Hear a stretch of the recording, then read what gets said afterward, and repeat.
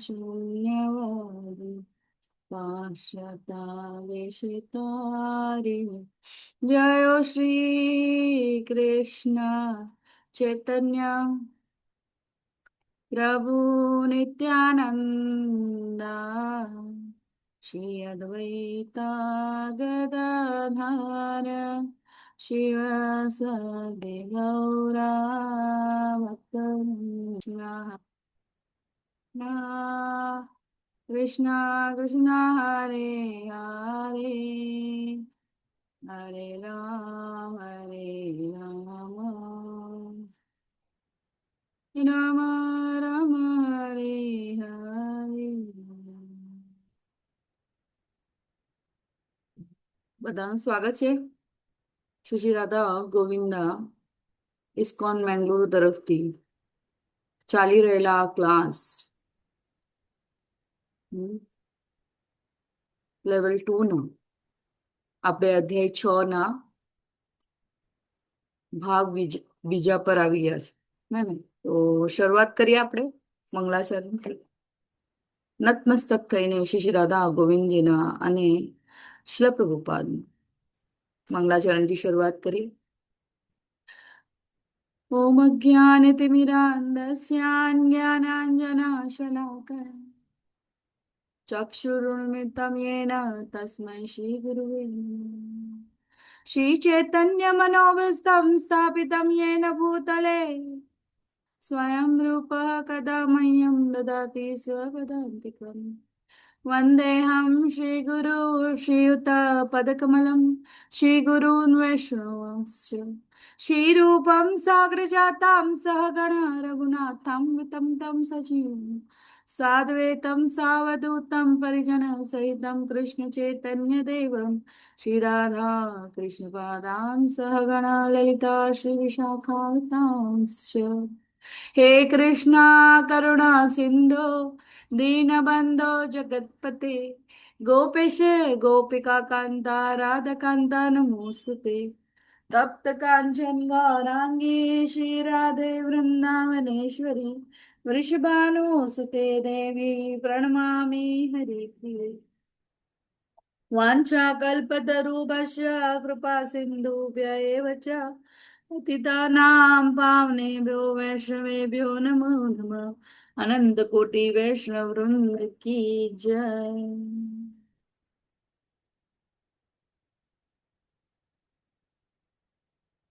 जय श्री कृष्ण चैतन्य प्रभु नित्यानंद श्री अद्वैता गदाधर शिवसदि गौर भक्त वृंदा. जय श्री कृष्ण चैतन्य प्रभु नित्यानंद श्री अद्वैता गदाधर शिवसदि गौर भक्त वृंदा. जय श्री कृष्ण चैतन्य प्रभु नित्यानंद श्री अद्वैता गदाधर शिवसदि गौर भक्त वृंदा. नमो विष्णुपादाय कृष्णप्रेक्षाय भूतले श्रीमते भक्तिवेदांत स्वामी नामिने. नमस्ते सरस्वती देवे गौरवाणी प्रचारिणे निर्विशेष शून्यवादी पाश्चात्य देशतारिणे. બધા શરણાગત બ્રાહ્મણ. हरे कृष्णा हरे कृष्णा कृष्णा कृष्णा कृष्णा कृष्णा हरे कृष्णा हरे हरे हरे हरे हरे राम राम हरे हरे हरे राम राम राम राम राम राम हरे हरे हरे. हरे हरे कृष्ण हरे माता जी कृष्णा दंडवत हरे प्रणाम. कृष्णा दंडवत माता प्रणाम जी. दंडवत प्रणाम. सीमा माता जी हरे हरे हरे कृष्ण कृष्ण. कृष्ण माता जी माता जी दंडवत दंडवत प्रणाम. प्रणाम. દંડવત પ્રણામ સર્વને ખૂબ ખૂબ આભાર. તો આપણે અધ્યાય 6 ની શરૂઆત કરીએ. તો 2 મિનિટ મને આપજો, હું સ્લાઇડ આગળ લઈ જાઉં તો તમે જોઈ શકો છો. તમે રિવિઝન પણ જોઈ શકો છો દરેક સ્લાઇડમાં. હે ને ભગવાન અષ્ટાંગ યોગ કેવી રીતના કરવો એના વિશે આપણે અહીંયા કન્ટિન્યુએશનમાં ભગવાન આપણને આ જ્ઞાન આપી રહ્યું છે.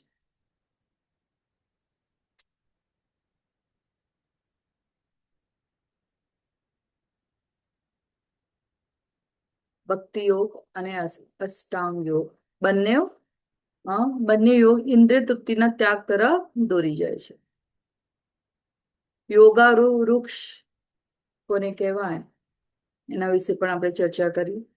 યોગારૂઢ, બરાબર. અને મન મિત્ર છે કે શત્રુ? તો આપણે કોના શરણે જવું એ ખૂબ જ આપણા માટે જરૂરી છે, હે ને?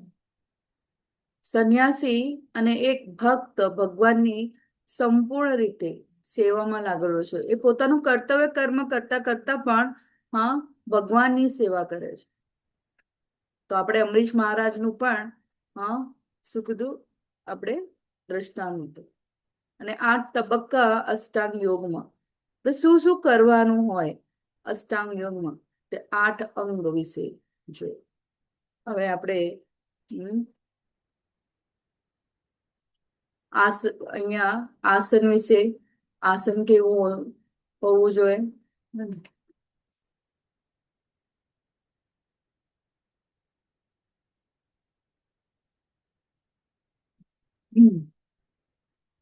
યમ, પછી આસન,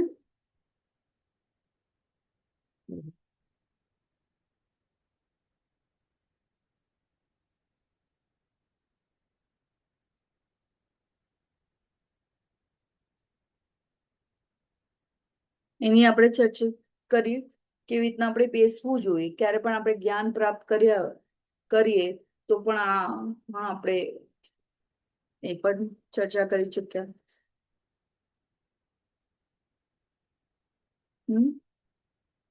પ્રત્યાહાર, નિયમ, એના વિશે પણ ચર્ચા કરી. અતિશય આહાર, અતિશય ઊંઘે છે અથવા આહાર લેતો નથી ને ઊંઘ લેતો નથી, તેના માટે યોગી થવાની શક્યતા નથી. તો જે મનુષ્ય આહાર વિહાર નિંદ્રા તથા કાર્ય કરવાની આદતોમાં નિયમિત રહે છે તે યોગા અભ્યાસ દ્વારા સર્વ ભૌતિક દુઃખોને નષ્ટ કરી શકે છે. તો નિયમિત, નિયમિત એટલે કે નિયમ, નિયમિત એટલે નિયમ આવી રહ્યો છે ને નિયમિત એટલે રોજ, કન્સિસ્ટન્સી. તો હવે આપણે અહીંયા ધરણમાં 6.18 સીમા માતાજી વાંચશો? હરે કૃષ્ણ.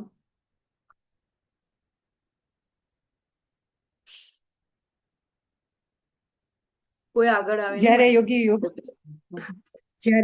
યોગાભ્યાસ દ્વારા પોતાના માનસિક કાર્યને સંયમિત કરી લે છે અને આધ્યાત્મમાં સ્થિત થઈ જાય છે, અર્થાત સર્વ ભૌતિક ઈચ્છાઓથી રહિત થઈ જાય છે, ત્યારે તે યોગમાં સુસ્થિર થઈ કહેવાય છે.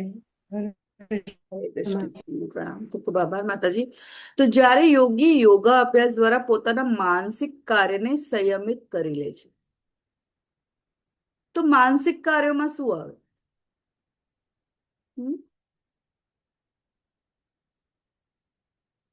માનસિક કાર્ય એટલે શું?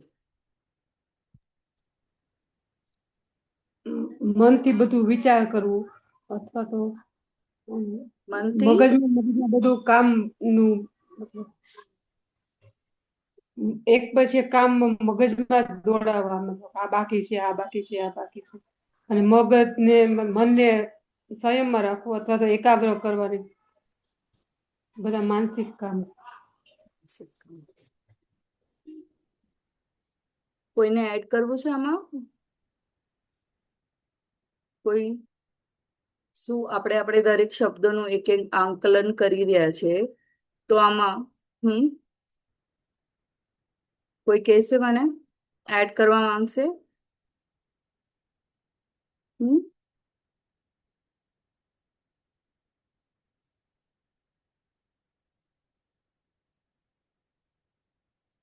કોઈ નહીં? હા, પ્રયત્ન તો કરો.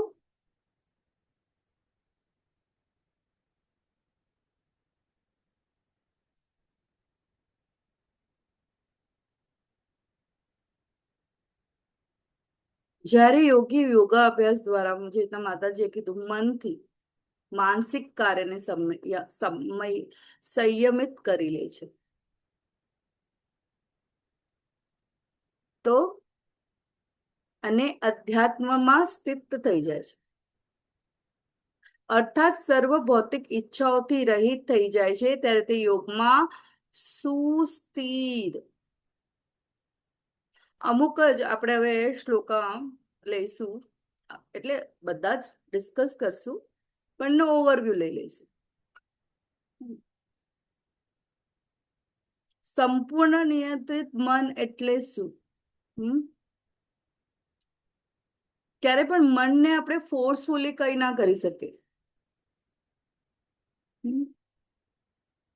બળજબરીથી નહીં, પણ ભગવાનની ભક્તિ દ્વારા મન મન આ ઇન્દ્રિયોને ભગવાનની સેવામાં લગાવો. તો બધી ઇન્દ્રિયોને વ્યસ્ત રાખશું તો આપોઆપ એ સ્વાભાવિક રીતે નિયંત્રિત થાય છે ને. એવી રીતના યોગી પણ ભગવાનના પરમાત્માના માનસિક રીતે પોતાના જે પણ એ કાર્યો જે પણ છે એ નિયંત્રણ કરી શકે છે. વિનિયંતમ ચિત્તમ, ભૌતિક ઈચ્છાઓથી પણ એ મુક્ત થઈ જાય છે. મટીરિયલ જે છે એક સંયમિત જીવન જીવું. નિસ્પૃહ સર્વ કામેભ્ય, એની પહેલા છે આત્મનેવ અવિસ્તતે, એટલે શુદ્ધ આત્માનું વાસ્તવિક સેવા, જે મન સાથે ભગવાન સાથે જોડાવવું.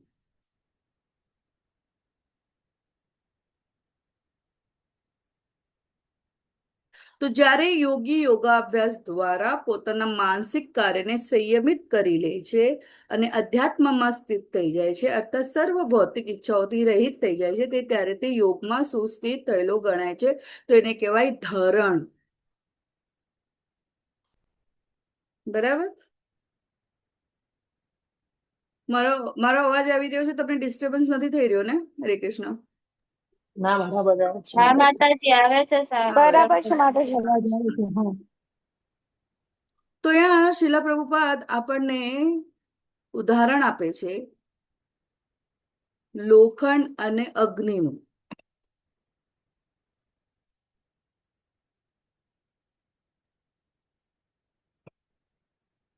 જ્યારે લોખંડ એ અગ્નિના હેઠળ, એટલે કે એના પ્રભાવમાં આવે તો તે અગ્નિ જેવા ગુણ ધરાવે છે. તેવી જ રીતે મન સતત કૃષ્ણને યાદ કરે, સ્મરણમાં રહે, તો તે શું થાય છે? આધ્યાત્મિક.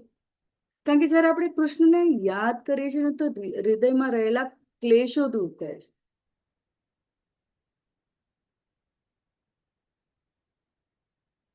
વારંવાર વારંવાર આ શબ્દો આપણે શા માટે, આપણને આચાર્યો કેમ આ બધા ઉદાહરણો આપે છે, આ દ્રષ્ટાંતો આપે છે? સતત આપણું મનન અને ચિંતન ચાલતું રહે, સંગ ચાલતો રહે.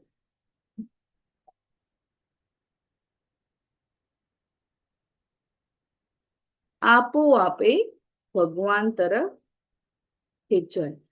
કારણ કે આપણે મનને, આપણા એ જે માનસિક કાર્યોને સંયમિત કરી લીધા છે, સર્વ ભૌતિક ઈચ્છા રહે. આ કરવું શક્ય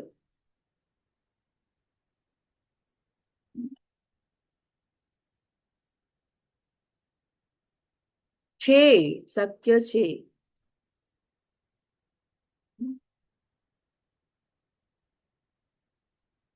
સંયમનું પરિણામ શું આવે? એટલે યોગા અભ્યાસ દ્વારા મન કૃષ્ણમાં સ્થિર અને ભૌતિક ઈચ્છાઓ ઓછી થાય. એવું આપણા માટે પણ આપણે વિચારી શકીએ ને, જો આપણે આને આપણા આજના જીવનમાં જો મનને મોબાઈલ, પૈસા, પ્રતિષ્ઠા, ચિંતા માં ગૂંચવાયેલું રાખીએ તો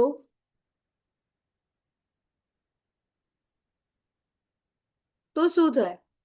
આપણે ભગવાનના સમીપ જઈ શકીએ ના. પણ ભગવાનના નામનું જપ, વાંચન, હા, ભગવદ્ ગીતાનું વાંચન, શ્રીમદ ભાગવતમનું શ્રવણ, જેવી રીતના આજ 7 વાગે આપણા ગુજરાતી ક્લાસ હોય છે, જેને ઇંગ્લિશ સમજાય તો એ 7 થી 8 એસોસિએશન કરી શકે ગુજરાતી ગ્રુપ સાથે, અને 8 થી 9 આપણા હિઝ ગ્રેસ નમાનિશા દાસ પ્રભુજી ક્લાસ લે છે. તો જોડાઓ. જ્યાંથી પણ ભાગવતમ નું શ્રવણમ કરવું. ભાગવતમના શ્રવણમ માટે રીડિંગ પણ જરૂરી છે. તો બધા જ હરિભક્તોને હું વિનંતી કરીશ કે ભાગવતમનું સેટ લાવો. આપણે આવી ઘણી બધી તૈયારીઓ કરીએ છે ને, પણ આધ્યાત્મિક ઉન્નતિ માટે જયારે તૈયારી કરવાની વારી આવે તો પછી આપણે બહુ પાછા પડી જઈએ. છે ને, સાક્ષાત પુસ્તક જો ઘરમાં હોય, મહાગ્રંથ આપણું ઘરમાં હોય, તો કૃષ્ણ સાક્ષાત આપોઆપ પરિવારનું ઘરનું વાતાવરણ બદલાય છે.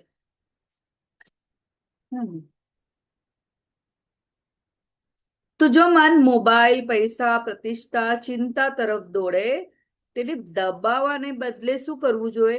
હરે કૃષ્ણ મહામંત્રનો જપ, ભગવદ્ ગીતાનું વાંચન, શ્રીમદ ભાગવતમનું શ્રવણમ વાંચન, ભક્તોની સેવા. તે શું થાય? આપોઆપ કૃષ્ણ તરફ પાછું આવે.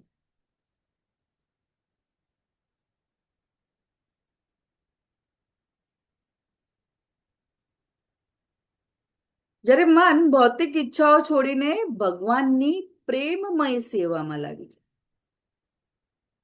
તો તે અહીંયા પણ આપણે એક લાઈફ સ્કિલ છે કે તે જ યોગની, ભગવાન સાથે જોડાવાની સાચી સિદ્ધિ છે.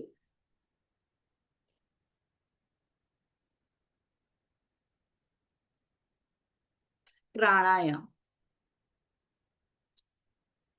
સર્વ બાહ્ય ઇન્દ્રિયો વિષયોને બહાર કરીને દ્રષ્ટિને 2 ભ્રમરોની વચ્ચે કેન્દ્રિત કરીને શ્વાસ તથા ઉચ્છ્વાસને નસકોરાની અંદર રોકીને અને એ રીતે મન, બુદ્ધિ તથા ઇન્દ્રિયોને વશમાં રાખીને મોક્ષ પ્રતિ લક્ષ્ય રાખનાર યોગી ઈચ્છા, ભય તથા ક્રોધથી રહિત થઈ જાય છે. આવી અવસ્થામાં સતત રહેનારો યોગી નિસંદેહ મુક્ત હોય છે. સર્વ બાહ્ય ઇન્દ્રિય વિષયોને બહાર કરી. આપણા માટે આ પોસિબલ છે. ત્યારે આપણે જ્યારે ભગવાન અષ્ટાંગ યોગ વિશે અર્જુનને કેમ કહી રહ્યા છે? કોઈ કહેશે મને શા માટે આ જ્ઞાન આપી રહ્યા છે ભગવાન? શું કારણ છે? શું કારણ છે કે અષ્ટાંગ યોગ વિશે ભગવાન અર્જુનને આ જ્ઞાન આપી રહ્યા છે? શું કારણ છે?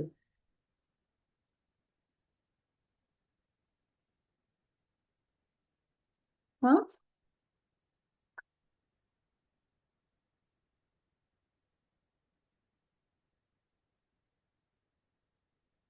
કોઈ ટ્રાય કરશે?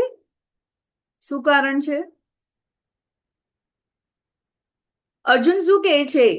મને યુદ્ધ નથી લડવું, મારે ક્યાં જવું છે? જંગલમાં. હા, શું કરવા? બધું છોડી છાડીને છોડો ઘર બાર, ચલો હરિદ્વાર.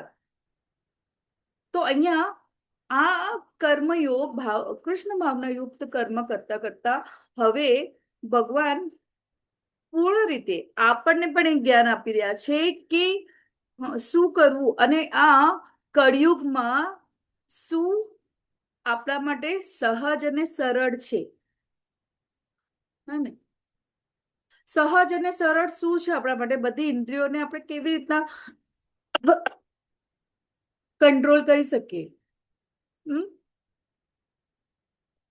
સંગમાં રહી આચાર્યોએ આપેલા માર્ગદર્શન પ્રમાણે ચાલી, ભક્તોની સેવા કરીને, હરે કૃષ્ણ મહામંત્રનો જપ કરીને, ભગવદ્ ગીતાનું વાંચન કરીને, એસોસિએશન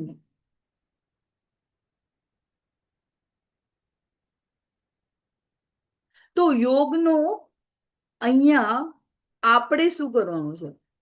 અહીંયા સર્વ બાહ્ય ઇન્દ્રિય વિષયોને બહાર કરીને દ્રષ્ટિને બે બ્રહ્મરોની વચ્ચે કેન્દ્રિત કરીને શ્વાસ તથા ઉશ્વાસને નસકોરાની અંદર રોકીને એક પ્રાણાયામ, બધા જે આજના તારીખમાં આ બેઝિક બધાને ખબર છે કે આ પ્રાણાયામ છે જે મનને શાંત કરે છે ને.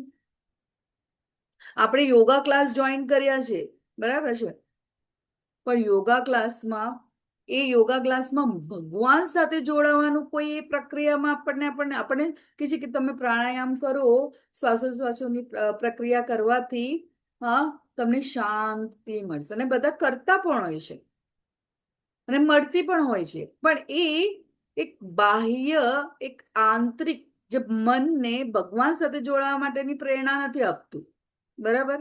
એ બાહ્ય physical fitness and somewhere mental peace, બરાબર. અને ઇટ ઇઝ નોટ રોંગ.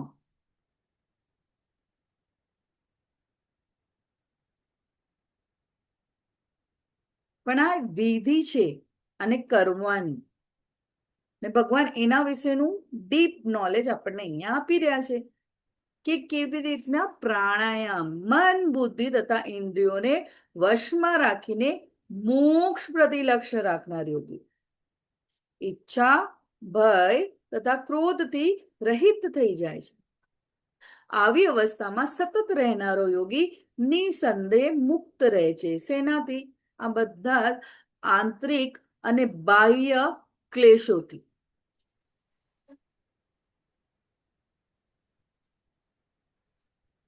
આટલું સમજાય છે બધાને? એક યોગી પ્રાણાયામ ને એમાં શું થઈ જાય? એનું એ નસકોરાની ઉચ્છ્વાસને અંદર રોકીને આપણે બધા જ કરીએ છીએ, બધાને ખબર છે. હમણાં જ યોગા ડે ગયો, પણ એ યોગા ડે માં કેટલા જણ કૃષ્ણ ભાવના યુક્ત કર્મ કરવા માટે પ્રેરાયા? આજની ભાગવત સપ્તાહ પણ બેસાય છે બધા, બરાબર ને? પણ કેટલા જણ ભગવાનનું શરણ લીધું? એમાં 7 દિવસ રોજ જાય, ભાગવતમના સાંભળે, પણ શું એ લોકો પ્રેરાય છે ભગવાનની સેવા કરવા માટે? That is a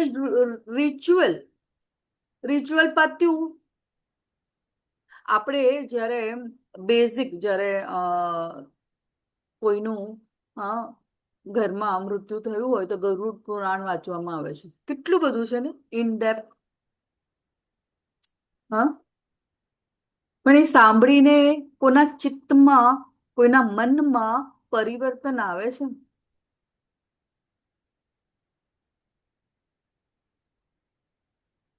so back to this topic. અહીંયા પ્રાણાયામ કેવી રીતના, હે ને, એ આપણને ભગવાને કેટલું સરસ રીતે સમજાવ્યું કે પ્રાણાયામ આમ થાય.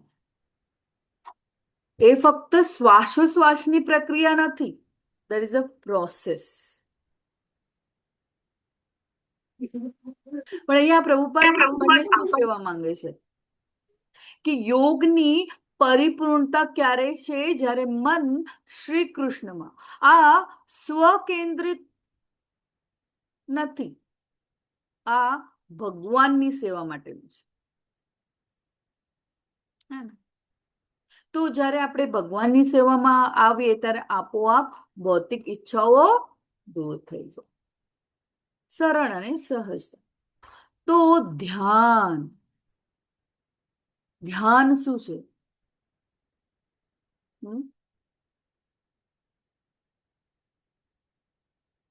સ્થિર મન. આપણે દીવો જોઈએ ને, કે જ્યાં હવા ન હોય તો કેવું સ્થિર હોય. તો જેવી રીતે વાયુ રહિત સ્થાનમાં દીવો અસ્થિર થતો નથી, તેવી જ રીતે યોગીનું મન વશમાં હોય છે, તે દિવ્ય આત્માના ધ્યાનમાં સદા સ્થિર રહે છે. એ ભગવાન સાથે એનું મન જોડાયેલું રહે છે. આપણને એક્ઝામ્પલ પણ ભગવાન જ આપી રહ્યા છે. 16 થી 17 સંયમ જરૂરી છે. 18માં સંયમનું પરિણામ શું છે? હમ? ભગવાનમાં મન સ્થિર થાય અને ભૌતિક ઈચ્છાઓ ઓછી થાય. પછી સ્થિર મનનું વર્ણન કરે છે. મન વશમાં હોય છે. કેવું? દિવ્ય આત્માના ધ્યાનમાં સદા સ્થિર રહે છે. આટલો સુધી બધાને સમજાઈ ગયું? બરાબર?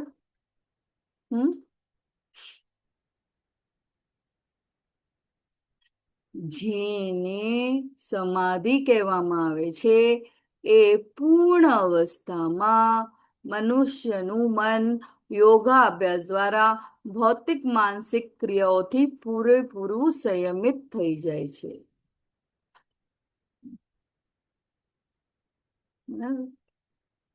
આવું એક ઉદાહરણ મને આપશો? કોણ હતું એવું? કોઈને ખ્યાલ છે? ઉદાહરણ કોઈ આપશે મને?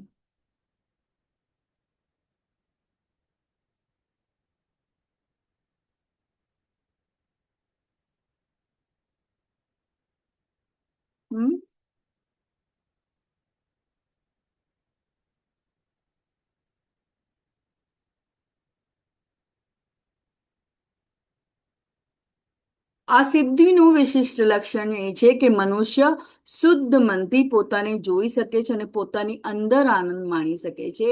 તે આનંદ અવસ્થામાં મનુષ્ય દિવ્ય ઇન્દ્રિયો દ્વારા અનુભવાતા અપાર દિવ્ય સુખમાં સ્થિત રહે છે. એવી તપશ્ચર્યા કોણે કરી હતી?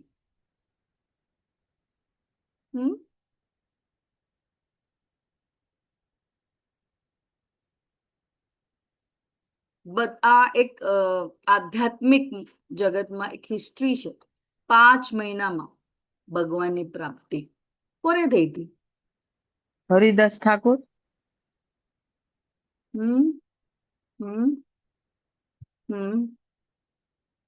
બીજું કોઈને એડ કરવું છે?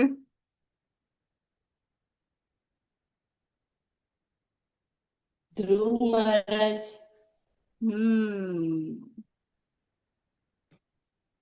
આજ અવસ્થા હતી ને એમને. કેટલા દિવસ કેવી રીતના એમનો આહાર કેવો હતો?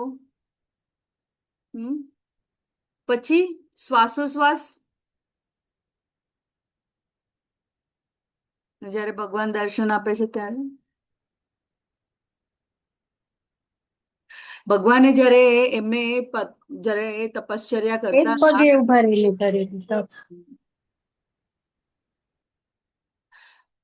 ભગવાન જયારે ધ્રુવ મહારાજ જયારે તપશ્ચર્યા કરતા હતા તો છે ને ઘણી વાર એમને એમ થતું કે ભગવાન સમક્ષ છે, પણ પછી જયારે સાક્ષાત ભગવાન એમના સામે પ્રગટ થયા ત્યારે એ આંખો જ ના ખોલી. એમણે કીધું કે પેલા હરે મને કૃષ્ણ માતાજી. આનંદ સાગર પ્રભુજી નો એડ્રેસ છે. હરે કૃષ્ણ આનંદ સાગર પ્રભુજી. હરે કૃષ્ણ માતાજી, દંડવત પ્રણામ. ના માતાજી, કન્ટિન્યુ કરો, તો હું આન્સર આપવા માટે મેં ઇન્ટરેસ્ટ. તો બોલો પ્રભુજી. હરે કૃષ્ણ. હરે કૃષ્ણ. 5 મહિનાનો વિષય એવી રીતે હતો કે પહેલા મહિને એમણે શું કર્યું કે 3 દિવસમાં એક જ વાર ફળ ખાતા હતા.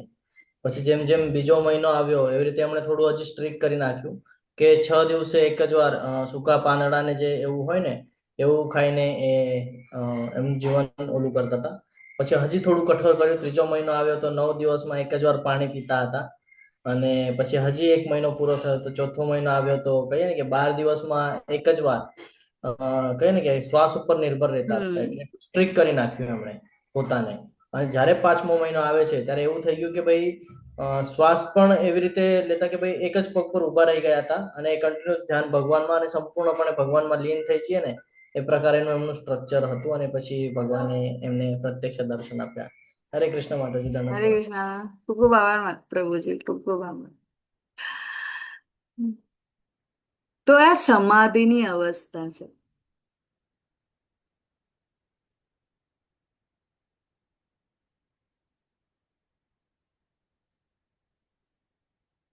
તો તો અહીંયા શીલા પ્રભુપાદ બહુ સારી રીતે સમજાવ્યું છે.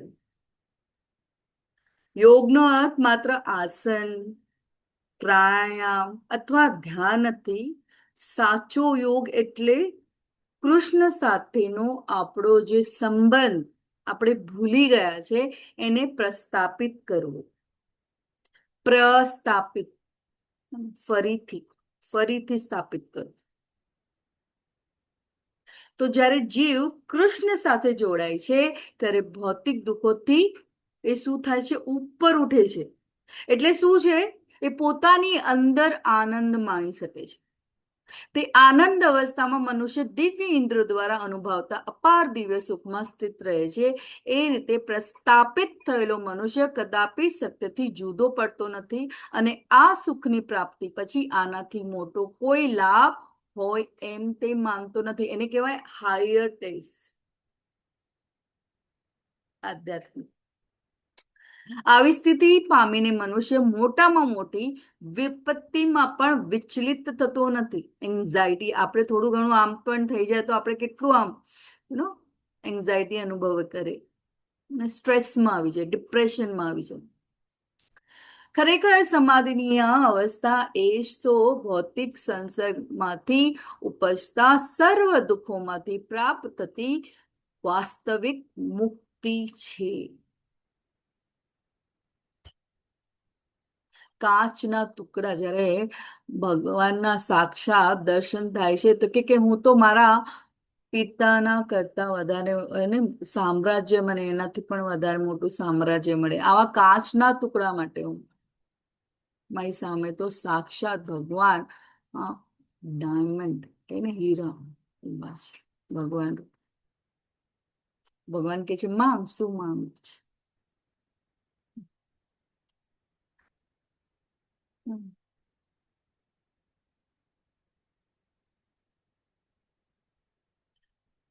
અહીંયા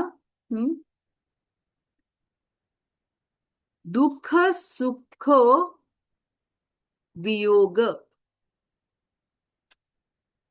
ભૌતિક જીવનમાં આપણને કયા કયા દુઃખો છે? કહેશે કોણ મને? ભૌતિક જગતમાં દુઃખ ને આપણે શાના સાથે રિલેટ કરીએ?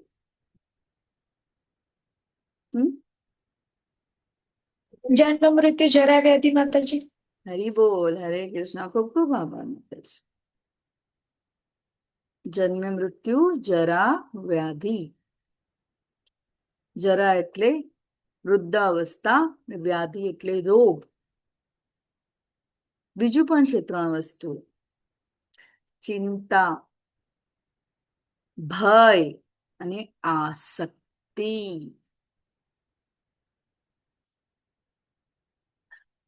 દુઃખ સંયોગ વિયોગમ એટલે આ દુઃખોના બંધનમાંથી મુક્તિ.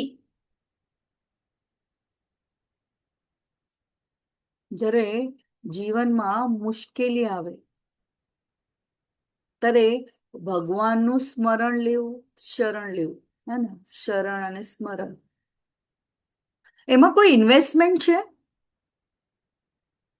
છે? સમય. આપણો સમય. પણ જ્યારે એવી જ બહુ જ મુશ્કેલી આવે તો લોકો શું કરે? ભૌતિક પ્લેટફોર્મમાં આપણે દાખલાઓ લઈએ તો લોકો શાનો સહારો લે? વ્યસનો, જેમાં ઇન્વેસ્ટમેન્ટ છે. પૈસા હોય તો તમે તમારી આ બધી જ ઇન્દ્રિય તૃપ્તિઓનો, લોકો આપણે એ પણ જોયા છે કે 100 રૂપિયા માટે પણ જે વ્યસન હોય એને કંટ્રોલ કરવા માટે શું આટલા પૈસા, ઘરમાં ખાવા માટે પૈસા ન હોય પણ આ વ્યસન માટે લોકો શું કરી દેતા છે. That is mentally, physically drain out.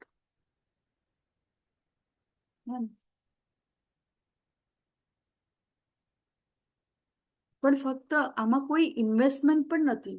પણ આ શા માટે થઈ રહ્યું છે? અજ્ઞાનતાના કારણે. તો જ્ઞાન,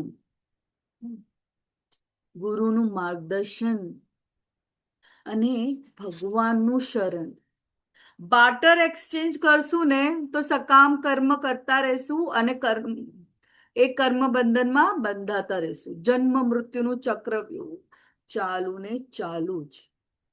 હમ? યોગ સંગીતમ એટલે કે હમ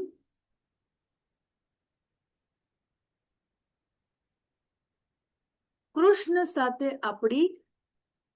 આપણા સંબંધની પુનઃસ્થાપિત કરો, સંબંધ સ્થાપિત કરો. નહીં કે યોગાનો હેતુ શું છે? અહીંયા પણ આપણે સમાધિ એક એવો યોગી ભગવાન સાથે જોડાય. પણ આપણે આજના પ્લેટફોર્મમાં જોઈએ તો આપણે યોગા શા માટે જઈએ બધા? હા, એડવાઇસ મળતી હોય છે, મને પણ મળતી હોય યોગા કરો, but that is a different platform.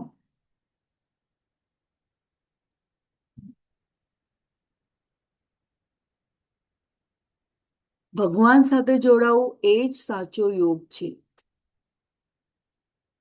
નહીં કે શરીરને લચીલો બનાવવું, ચમત્કારી સિદ્ધિઓ પ્રાપ્ત કરી.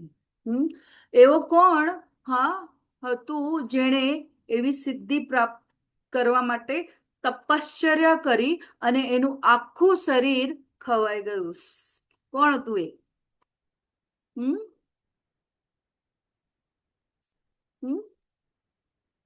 હા, કીડીના રાફડા ને રાફડા એના શરીર સાથે.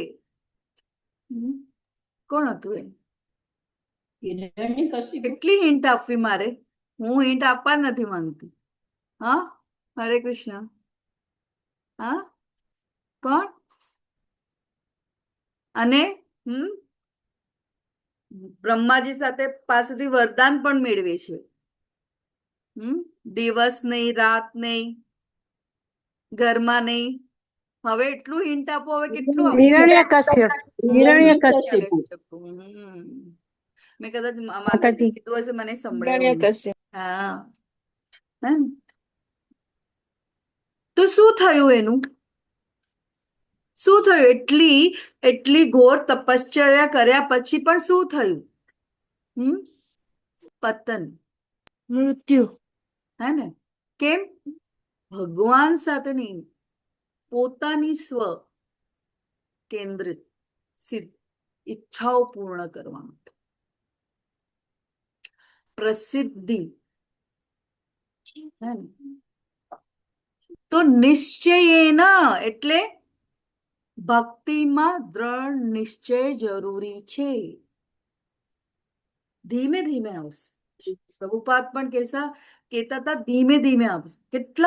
કેટલા જન્મોનો સાથે સાથે આ જન્મે પણ આપણે ક્યારેય કૃષ્ણ ભાવના વૃત્તમાં આવ્યા ને પ્રયત્ન કરી રહ્યા છે ને. એવું નથી કે લેવલ 1 માંથી લેવલ 2 માં જ આપણે એકદમ હાર્ડકોડ ભક્ત બની જશું. નો, ગીવ યોર સેલ્ફ ટાઈમ. એટલે જ આપણે ઘણા હરિભક્તો કેટલા વર્ષોથી 5 વર્ષથી પણ લેવલ 1 ના ક્લાસ સાંભળવા આવશે જ આવે છે વારંવાર. શ્રવણમ સંગ. એટલા માટે જ આપણે ધીરે ધીરે શરૂઆત કરી એક માળા કરવાની.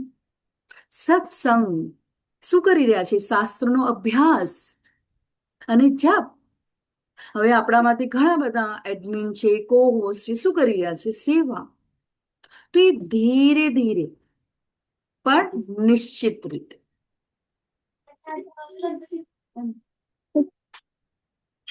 ક્યારે નિરાશ ન થવું. આપણા આ ત્રિગુણી માયા છે ને, આપણે ક્યારે સત્વ ગુણમાં, કયા રજો ગુણમાં, કયા તમો ગુણમાં હોઈએ. બરાબર છે? તો એ ઓવરપાવર કરશે. તો એના માટે આપણે નિરાશ નથી થવાનું. મન ભટકશે, ભૂલ થશે અને મુશ્કેલો આવશે,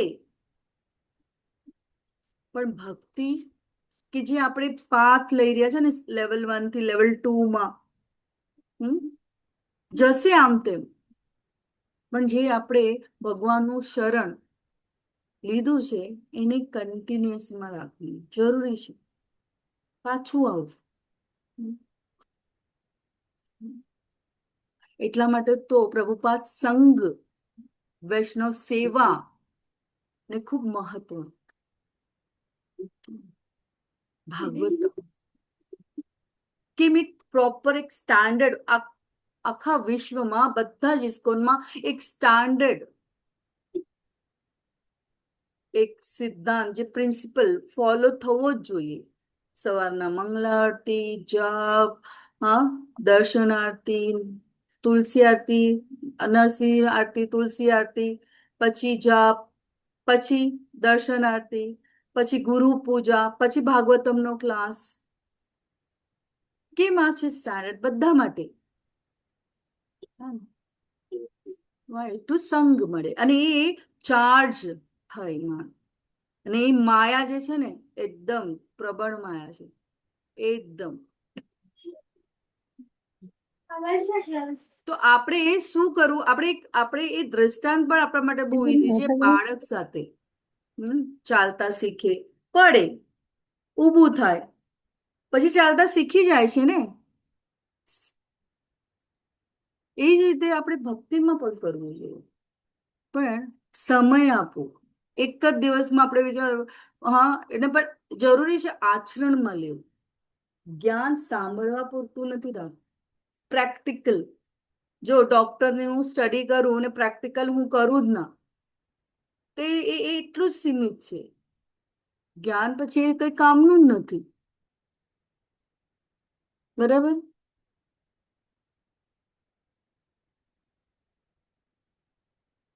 જે માતાજીએ હરિદાસ ઠાકોરજીનો દ્રષ્ટાંત આપ્યો ને, ખૂબ માર મારવામાં, પણ એમણે હરિનામ જપ ના છોડ્યું. એમણે એ લોકો માટે પ્રાર્થના કરી કે ભગવાન નામનો ઉદ્ધાર કરજો. હું આ જ લાયક છું.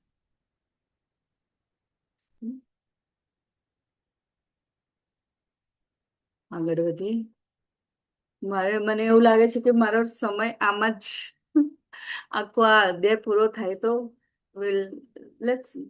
હરે કૃષ્ણ. તો મનુષ્ય શ્રદ્ધા તથા નિશ્ચયપૂર્વક યોગા અભ્યાસમાં નિમગ્ન થઈ જવું જોઈએ અને પથગ્રસ્ત થવું જોઈએ.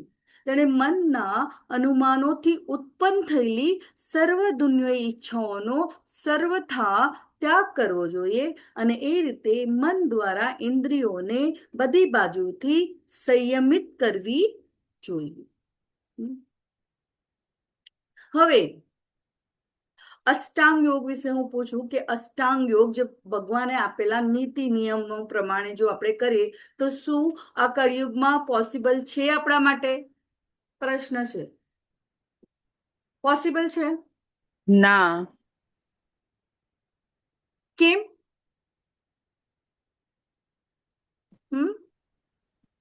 અર્જુન પણ નતા કરી શક્યા, તો આપણે ન કરી શકીએ ને માટે.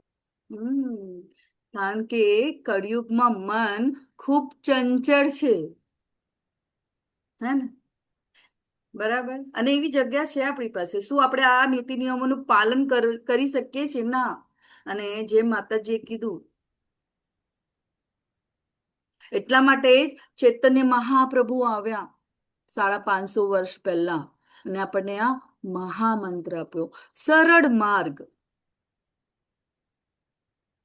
જે આપણને ભગવાન સાથે જોડે છે. અને આ ભૌતિક જે દુઃખો છે, ક્લેશો છે, એનાથી આપણને ઉપર ઉઠવાનું પ્રેરણા આપે છે, મદદ કરે છે. આવશે. આપણે જીવનમાં બધી જ મુશ્કેલીઓ આવે છે, પહેલા પણ આવતી કે હમણાં પણ આપણે જ્યારે પ્રયત્ન કરશું ધીરે ધીરે આવશે. પણ આપણે જ્યાં છે, જે આપણે જ્ઞાન અર્જિત કર્યું છે, આ આત્મસાત કરવું જરૂરી છે, દ્રઢતા સાથે. તો ધીરે ધીરે ક્રમશઃ પૂર્ણ વિશ્વાસપૂર્વક બુદ્ધિ દ્વારા મનુષ્ય સમાધિમાં સ્થિત થવું જોઈએ અને એ રીતે મનને આત્મામાં જ સ્થિર કરીને અન્ય કશાનું ચિંતન કરવું જોઈએ નહીં. 20 થી 22 ભગવાને આપણને સમાધિ વિશે 23 આ અવસ્થા સુધી પહોંચવા માટે શું જરૂરી છે? દ્રઢ નિશ્ચયતા. બરાબર. અને યોગ એટલે કૃષ્ણ સાથેનો સંબંધ. તો ધીરે ધીરે ક્રમશઃ પૂર્ણ વિશ્વાસ પૂર્વક બુદ્ધિ દ્વારા જે જ્ઞાન આપણને પ્રાપ્ત કર્યું છે એમાં મનુષ્ય સમાધિમાં સ્થિત થવું જોઈએ, અને એ રીતે મનને આત્મામાં સ્થિર કરીને અન્ય કશાનું ચિંતન કરવું જોઈએ નહીં.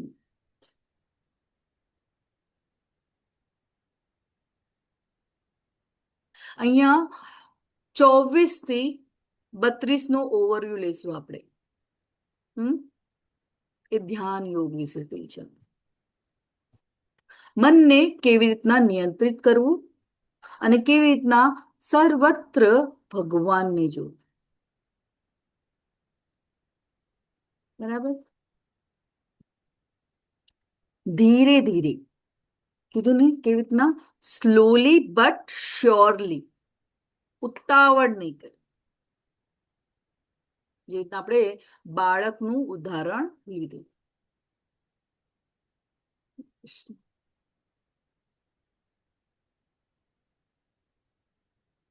મન પોતાની ચંચળ તથા અસ્થિર વૃત્તિને કારણે જ્યાં જ્યાં ભટકતું હોય ત્યાંથી મનુષ્ય તેને સર્વથા પાછું વાળી લેવું જોઈએ અને પોતાના નિયંત્રણ હેઠળ લાવવું જોઈએ. મન ખૂબ ચંચળ છે. જે સફળ યોગી હોય તેનું મન ક્યારે ભટકે ના. આપણે એવી તપશ્ચર્યા કરી છે અને કરવાના સક્ષમ પણ નથી.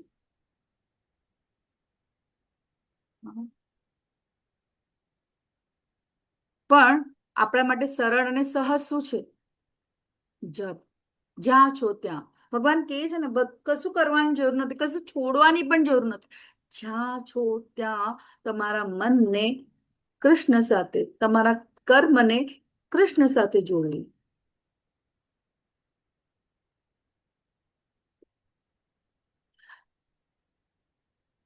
ત્યારે જે આપણે નવા નવા જપ કરતા હોય ત્યારે આપણા મનમાં કેટલા બધા સવાલો જવાબો આવે ને, કેટલું બધું આપણને હા યાદ આવી જાય. કઈ કેટલા વખતનું આપણે કઈ ભૂલી બી ગયા હોય ને. મેં પણ પોતે અનુભવ કર્યો છે કે મને ક્યારેક કઈ ચાવી મુકાઈ ગઈ હોય ને તો મને યાદ નથી આવતી, પણ હું જયારે જપ કરવા બેસું તો હા ત્યાં હશે, ત્યાં હશે.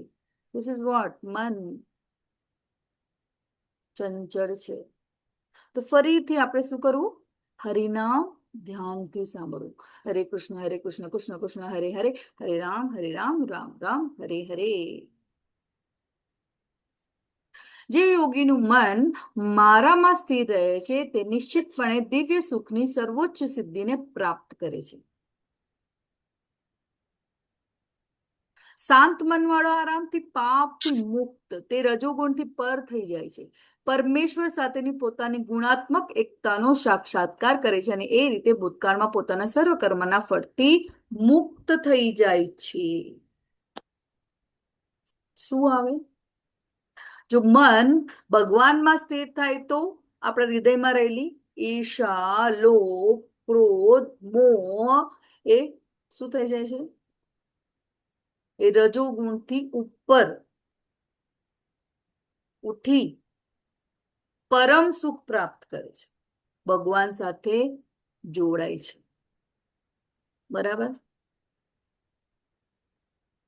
આ પ્રમાણે યોગા અભ્યાસમાં હંમેશા પરોવાયેલા રહીને આત્મસંયમી યોગી સર્વ ભૌતિક મલિનતાઓથી રહિત થઈ જાય છે અને ભગવાનની દિવ્ય પ્રેમભરી સેવામાં પરમ સુખની સર્વોચ્ચ અવસ્થા પામે છે. બ્રહ્મ સંસ્પર્શ, નિરંતર ભગવાનના સાનિધ્યમાં એ આનંદને, એ આનંદને આપણે ભૌતિક આનંદથી ક્યારે પણ આપણે એને કમ્પેર ના કરી શકીએ. It is totally different. આપણે પોતે જ આ પરિવર્તનને જોઈ શકીએ છીએ ને કે જ્યારે તમે મંત્ર જાપ કરવાનું શરૂ કર્યું અને પહેલા તમારું મન અને જે ધીરે ધીરે જે આપણા સ્વભાવમાં આવતા પરિવર્તન, હમ, તે શું થાય છે? મલિનતાઓથી રહિત મન. અને ભગવાનની દિવ્ય પ્રેમભરી સેવામાં આપણે પહેલા પણ જમવાનું બનાવતા હતા, પણ હવે આપણે શું બનાવે છે? ભોગ. કોના માટે? ભગવાન માટે. પહેલા પણ આપણે ઓફિસમાં જતા હતા, પણ પહેલા હું મારા માટે, પણ હવે કૃષ્ણની પ્રસન્નતા માટે. પહેલા પણ હું દાન આપતી, પણ હવે એ દાનનું પણ આપણે મહત્વ જાણીએ છીએ ને, કે દાન કઈ જગાએ, કોને, કેવી રીતના આપવું. અને એનો એક એક આપણે કહે ને કે માધવ અને માનવ સેવા વચ્ચેનો તફાવત ને પણ આપણે સમજ્યા હતા. It is very important. અને તો એ સેવામાં પરમ સુખની સર્વોચ્ચ. સાચો યોગી સમગ્ર જીવોમાં મને તથા મારામાં સર્વ જીવોને જુએ છે. ખરેખર આત્મ સાક્ષાત્કારી મનુષ્ય મને પરમેશ્વરને સર્વત્ર જુએ છે. દરેક જીવ ભગવાનનો અંશ છે. તો જ્યારે આપણે બધા જ જાણીએ છીએ કે ઇન્દ્રિય તૃપ્તિ માટે લોકો જીવો,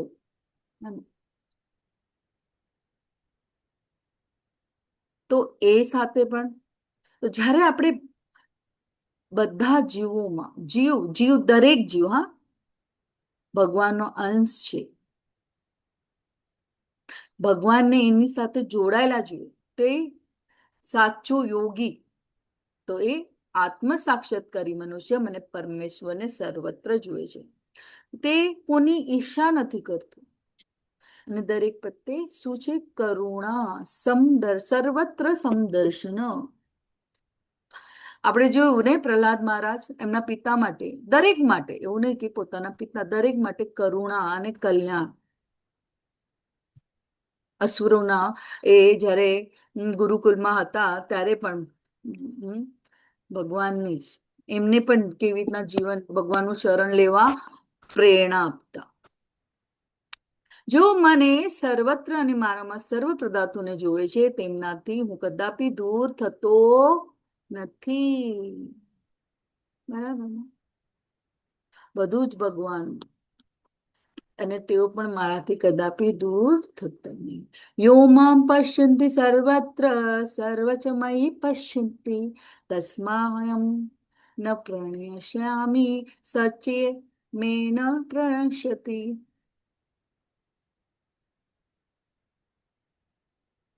તો ભગવાન પોતાના ભક્તથી ક્યારે પણ જુદા પડતા નથી. પ્રહલાદ મહારાજ, ધ્રુવ મહારાજ, અને અહીંયા અર્જુન માટે સાક્ષાત ભગવાન એના જીવન માર્ગદર્શન આપી રહ્યા છે. અને અર્જુન થકી આપણે પણ આ જ્ઞાનને શું કરી રહ્યા છે? આત્મસાત.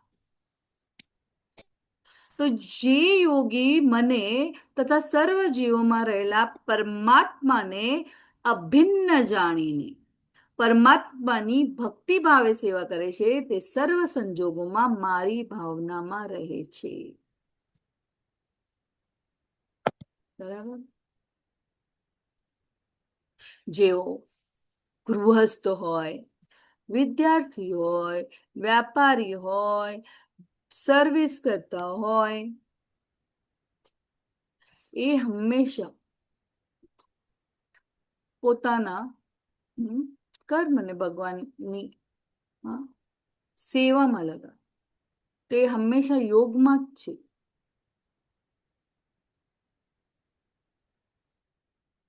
હે અર્જુન, જે યોગી પોતાની તુલનામાં સર્વ પ્રાણીઓને અને તેમના સુખોમાં તથા દુઃખોમાં પણ સમાપણે દર્શન કરે છે, તે પૂર્ણ યોગી છે. શીલા પ્રભુપાદ. ના કે એક સિદ્ધ યોગી પોતે કેટલી સિદ્ધિ મેળવી છે એનું પ્રદર્શન કરે કે લોકોનું જીવન એને જે મેળવ્યું છે કૃષ્ણ ભાવના યુક્ત કર્મ કરવા બીજાને પ્રેરિત. કયો યોગી સારો કહેવાય? કો મને. હરે કૃષ્ણ. જે સ્વ કેન્દ્રિત પોતાની જ ઇન્દ્રિય તૃપ્તિ માટે એને સિદ્ધિ મેળવી હોય એ, કે જે પોતે જે મેળવું છે એ લોકોને પણ, એ લોકોના જીવનને પણ ઉદ્ધાર કરે એ? કયો યોગી તમારા માટે સર્વશ્રેષ્ઠ છે? પોતે જે મેળવ્યું છે તે બીજાને પણ આપે. હરી બોલ. તો એ કોણ? વૈષ્ણવ, પરમ વૈષ્ણવ.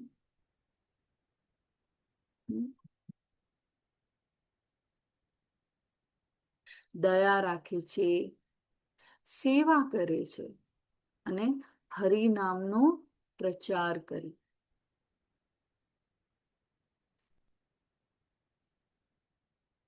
જેમ આપણને પણ એક કરુણા થવું, હા, કે મને જે મળ્યું બીજાને પણ મળે, અને એ પણ આપણે પણ પ્રયત્ન કરીએ ને આપણે પણ પ્રયત્ન કરી રહ્યા છીએ આપણા પરિવારજનો પણ જોડાય, આ જ્ઞાનને આત્મસાત કરે, પણ એના માટે આપણે આચરણ કરવું ખૂબ જરૂરી છે.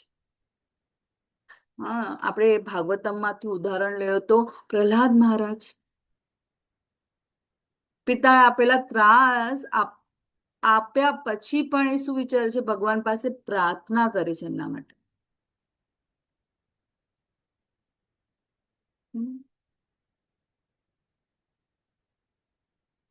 ચૈતન્ય મહાપ્રભુ, શીલા પ્રભુપા, હા, ચૈતન્ય મહાપ્રભુ જગાઈ મદાઈનો ઉદ્ધાર કર્યો. તો હવે આપણે જોઈએ 6.24, 24 ભૌતિક ઈચ્છાનો ત્યાગ, 25 ધીમે ધીમે મનને સ્થિર કરવું, હા, 26મું મન ભટકે તો પાછું આપણે કૃષ્ણમાં લાવો. અને એ મનને જીતવાથી આપણે પરમ શાંતિ, કેમ? ભગવાન સાથે આપણે સહેલાઈથી જોડાઈ શકીએ છીએ. એ 28. પછી 29, દરેકમાં ભગવાન ને જોવું, જીવમાં, જીવ, મનુષ્યનું જીવ પણ, એટલે જીવ એટલે કે બધા જ જોવું. 30મું, સર્વત્ર કૃષ્ણનું દર્શન.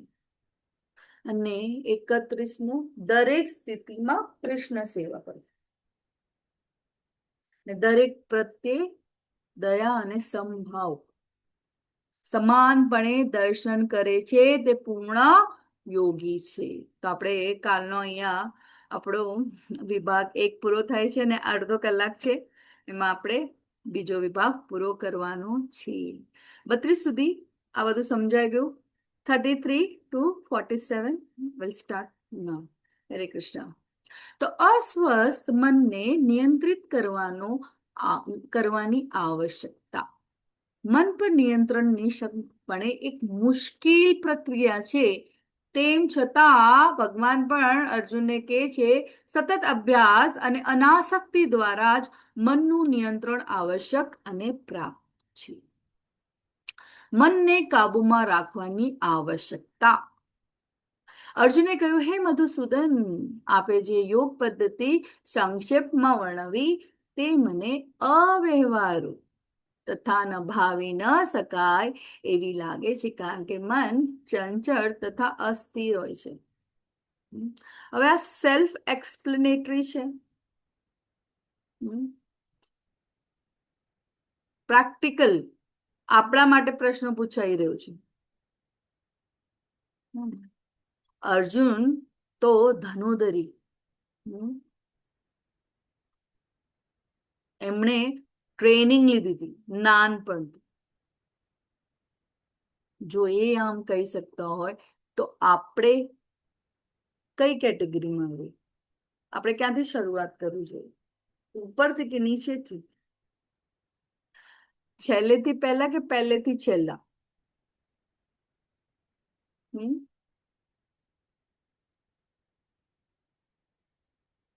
હે ને?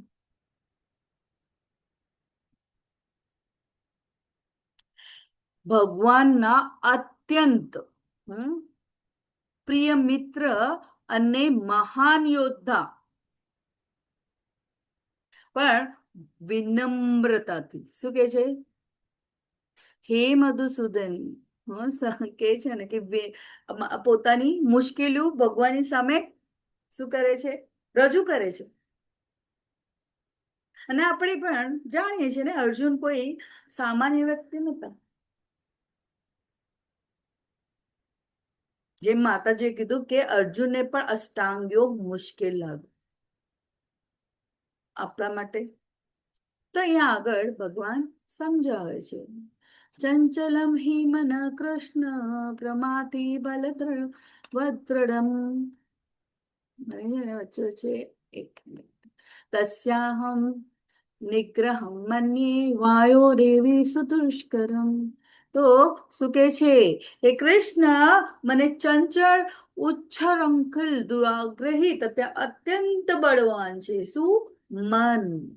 અને તેથી તેને વશમાં રાખવું એ મને વાયુને વશમાં રાખવાથી પણ વધારે અઘરું લાગે છે. હું વાયુને કંટ્રોલ કરી શકું પણ મનને નહીં. મનને નહીં. આપણે બધા જ જાણીએ છીએ, બરાબર ને? ભગવાન શ્રી કૃષ્ણ કહ્યું, શ્રી ભગવાન વાચ અસંશયમ મહાબાહો મનોદૂની ગ્રહમ ચલમ અભ્યાસેન તુ કૌંતેય વૈરાગ્યેણ ચ ગૃહ્યતે. ભગવાન શ્રી કૃષ્ણએ કહ્યું, હે મહાબાહો કુંતી પુત્ર. એમને શું હંમેશા આપણે જોયું ને કે મહાબાહો ધનંજય કુંતી પુત્ર હંમેશા પ્રોત્સાહિત કરતા, ને અહીંયા પણ એક ગુરુ તરીકે પ્રોત્સાહિત કરી રહ્યા છે. મહાબાહો કુંતી પુત્ર, નિસંદેહ ચંચળ મનને વશ કરવું એ અત્યંત અઘરું છે, પરંતુ યથા યોગ્ય અભ્યાસ તથા વૈરાગ્ય દ્વારા તેને વશ કરવું શક્ય છે. અભ્યાસ. આપણા જીવનમાં પણ કેવું છે ને, આપણે જયારે નાના હતા તો મારા માટે એક્ઝામ્પલ, આપણા માટે કે ને એક્ઝામ્પલ બધાને કે ઘડિયા યાદ કરવા માટે સતત સતત બોલાવડાવે. હમણાં પણ તમે જોશો ABCD લખાવવું હોય છોકરાઓને તો એ ઘૂંટાવે. હમણાં તો પહેલા આપણે ગુજરાતી મીડિયમમાં તો એકડે ક ના હા લઈને જ બેસી જાય. ક મને યાદ છે, હું ટ્યુશન લેતી હતી તો નાના છોકરાઓની ક કેટલી વાર ઘૂંટાવે. તો એ જ છે ને, યથા યોગ્ય અભ્યાસ.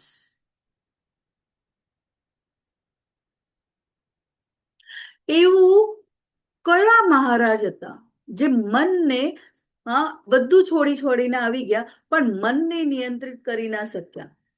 કોણ હતું એ? બહુ એમણે તપશ્ચર્યા કરી પણ આસક્ત થઈ ગયા. કોના પાછળ?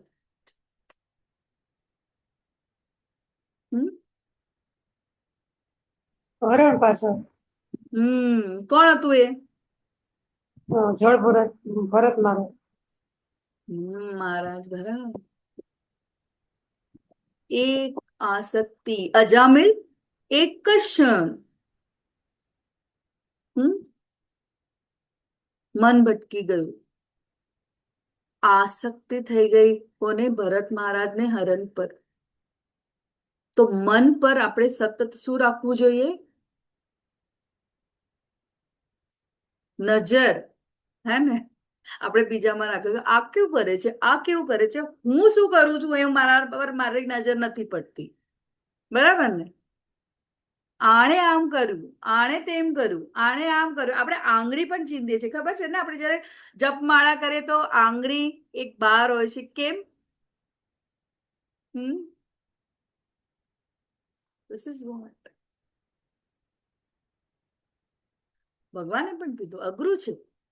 પરંતુ યથા યોગ્ય અભ્યાસ તથા વૈરાગ્ય દ્વારા તેને કંટ્રોલ આપણે કરી શકીએ છીએ.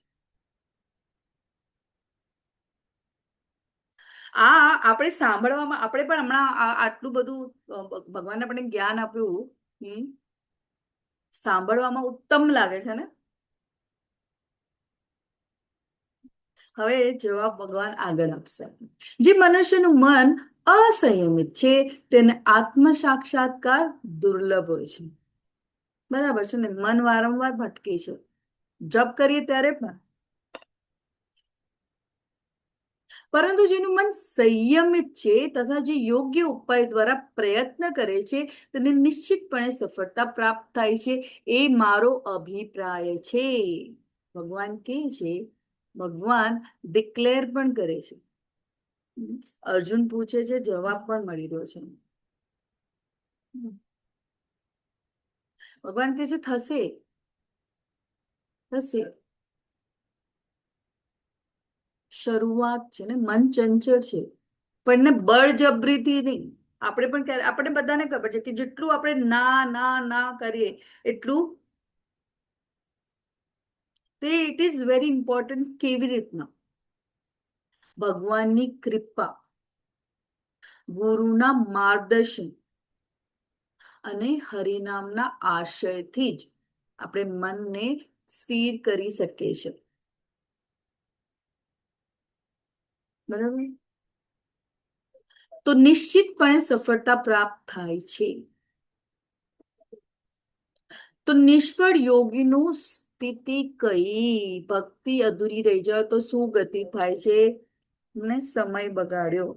આ કયા મુનિની વાત થઈ રહી છે? જો મહાન યોગી, જો પાણીમાં તપશ્ચર્યા કરવી, સમાધિ કરવી, પણ શું થઈ ગયું?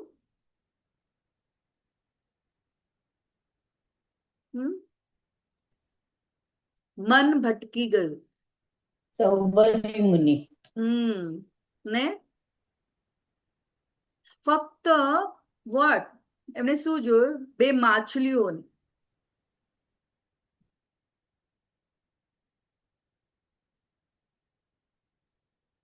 એક સાથે જોઈને એની જે ક્રિયા જે જોઈ એમની એ અંદર એની સુષુપ્ત જે વાસના, કામેચ્છા, ને પછી આપણે બધા જાણીએ છીએ.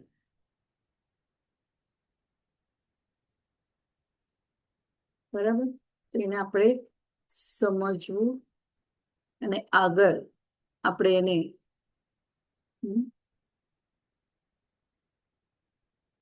સમજવાનો પ્રયત્ન કરે. તો અસફળ યોગીની મંજિલ શું છે?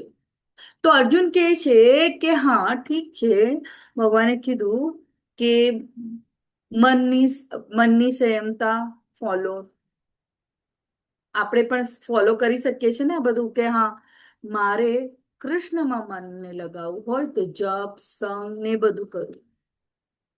પણ ક્વેશ્ચન પણ પૂછે છે,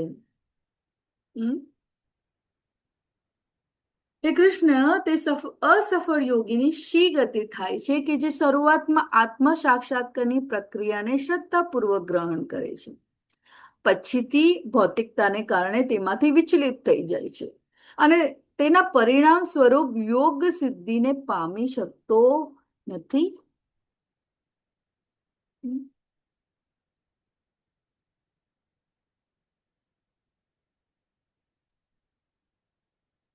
અર્જુને 33મા શ્લોકમાં કીધું મને યોગ મુશ્કેલ લાગે છે.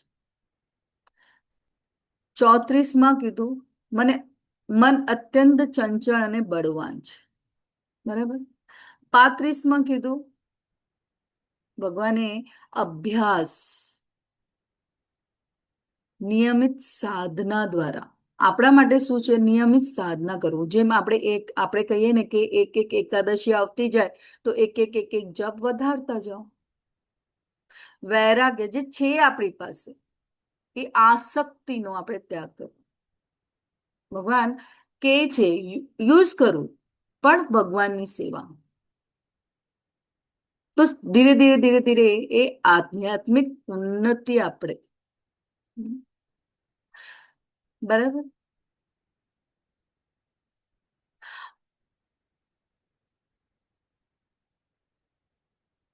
35મા શ્લોકમાં આપણે જોયું, મનને દબાવવું નહીં, પરંતુ તેને કૃષ્ણની સેવામાં સતત જોડવું અભ્યાસ દ્વારા.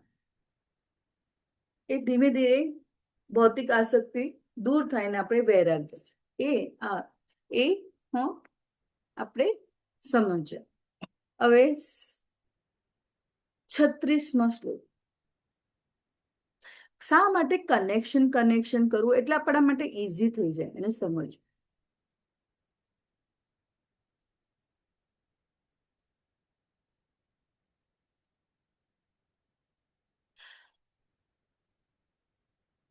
અનિયંત્રિત મન આધ્યાત્મિક પ્રગતિમાં શું કરે છે?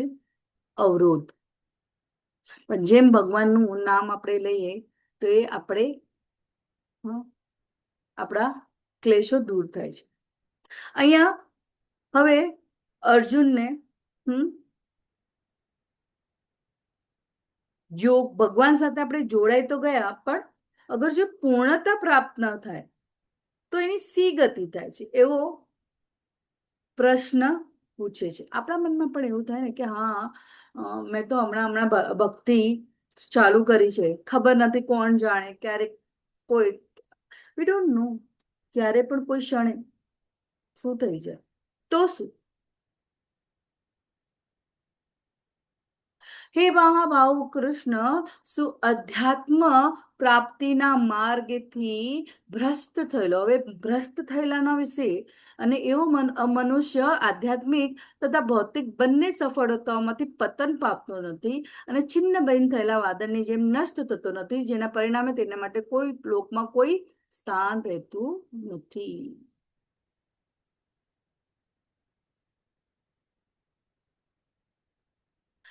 આકાશમાં જ્યારે વાદળ એક સાથે હોય તો એ શું હોય?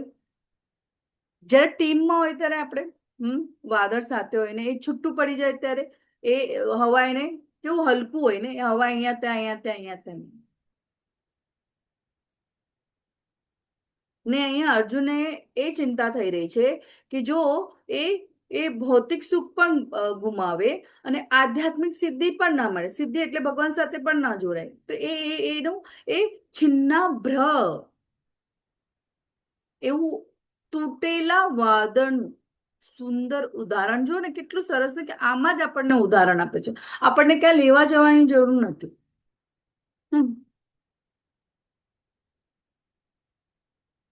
તો અહીંયા જ્ઞાન મેળવવા માટે ભગવાન પાસે અર્જુન પ્રશ્ન પૂછી રહ્યા છે. શું? જેના પરિણામે તેના માટે કોઈ લોકમાં કોઈ સ્થાન નથી રહેતું.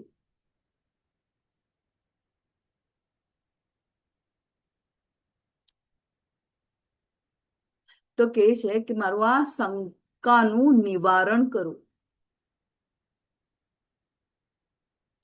એ કૃષ્ણ, આ મારો સંદેહ છે અને તેને સંપૂર્ણપણે દૂર કરવા હું આપને વિનંતી કરું છું. એતન મે સંશય કૃષ્ણ ચેતુમર્ષ શેષતે. ગુરુ પાસે આપણે પ્રશ્ન પૂછો કરો, મને આ સંશય થઈ રહ્યો છે, આપના સિવાય અન્ય કોઈ એવો નથી કે જે આ સંશયને નષ્ટ કરી શકે છે. ભગવાન સિવાય, સાક્ષાત ભગવાન સિવાય આ પ્રશ્નનો કોઈની પાસે ઉત્તર હોઈ શકે? પૂર્ણ પુરુષોત્તમ પરમેશ્વર બોલ્યા, હે પૂથા પુત્ર અર્જુન, કલ્યાણકારી કાર્યોમાં પરોવાયેલા અધ્યાત્મવાદીનો આલોકમાં કે પરલોકમાં વિનાશ થતો નથી. ભક્તિમાં કરેલી એક પણ નાનામાં નાની સેવા પણ ક્યારે વ્યર્થ નથી જતી. તમે ભૌતિક જીવનમાં કેટલા પણ ડોક્ટર બની ગયા હો, પણ જ્યારે શરીર છૂટી જાય છે તો પાછું એ ABCD થી ચાલુ કરવું જ પડે છે ને. એ જ્ઞાન આપણી સાથે આવે છે, પણ ભક્તિમાં એ અકાઉન્ટ આપણો જમા થતો જાય છે. તમે જ્યારે પણ 25% કરો, 30% કરો, એ 30%થી જ ચાલુ થશે. Carry forward.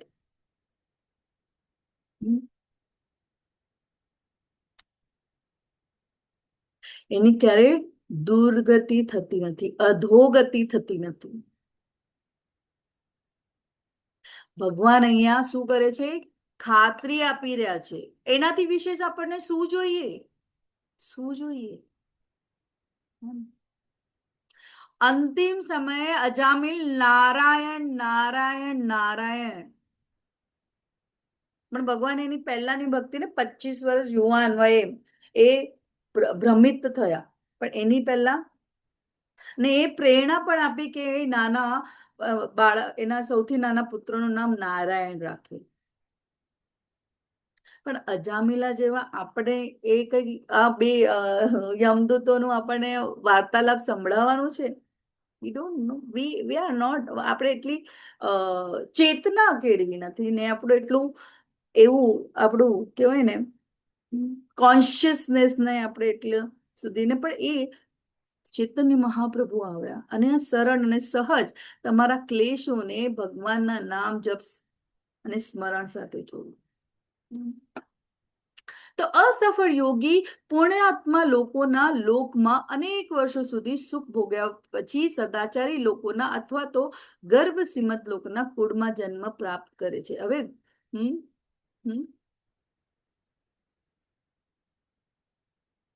ભગવાન એને બીજી તક આપે છે ભક્તને. પુણ્ય લોકમાં જાય એટલા સુધીનું એને પછી પાછું આવવું પડે છે. પણ એવા સમૃદ્ધ અને સદાચારી લોકોના અથવા તો ગર્ભ સીમત લોકોના કુળમાં જન્મ આપે છે ભગવાન. એને એવા જન્મ કે એને એટલી કષ્ટ નથી કરવું પડતું જીવન નિર્વાહ માટે. તો એનો સમય ક્યાં વાપરી શકે? ભગવાનની સેવામાં. પણ વેડફે ક્યાં છે? પોતાની ઇન્દ્રિય તૃપ્તિમાં. અને પાછી એ ઇન્દ્રિય તૃપ્તિમાં પડી જાય તો પાછું કર્મ બંધન. વાપરવું ને વેડફવું આપણા જીવનનું શું છે? બરાબર ને? એ આપણા ઉપર છે. ભગવાને તક આપી. ભગવાન કહી રહ્યા છે ને આમાં સદાચારી લોકોના જીવનમાં એટલે કે એવા સારા સંસ્કાર મળે જેથી પોતાના જીવનનું લક્ષ્ય પ્રાપ્ત કરી શકે. એવું આધ્યાત્મિક વાતાવરણ મળે, અનુકૂળ વાતાવરણ. ગર્ભસીમત આપણે અંબાણીના ઘરે જ્યારે જન્મ થાય તો સિલ્વર સ્પૂન, તો એ શાના માટે? આ કેવી ઈર્ષાનો ભાવ આવી જાય આપણા પર. બરાબર. અને સાથે સાથે વાય મારી સાથે કેમ નહીં? પણ આપણે જે પણ અહીંયા ભોગવી રહ્યા છે સુખ કે દુઃખ એ આપણા જ કર્મો છે. પણ આપણે એ બીજાને દોષારોપણ કરતા હોય છે. કારણ અજ્ઞાનતા છે. શાસ્ત્રોનું ક્યારે આપણે શરણ લીધું નથી, ગુરુનું ક્યારે આપણે માર્ગદર્શન મેળવ્યું નથી. જ્યારે ધર્મની વાત આવે ને તો જેને ના જ્ઞાન હોય ને એ પણ જ્ઞાનની વાતો કરવા માંડે.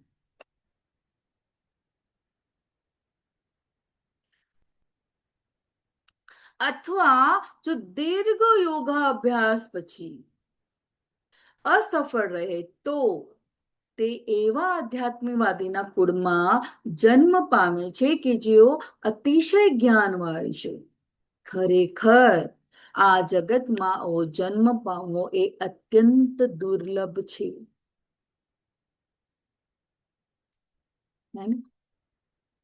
દુર્લભ એટલે કે એવું જ એને નાનપણથી જ હરિનામ મળી જાય.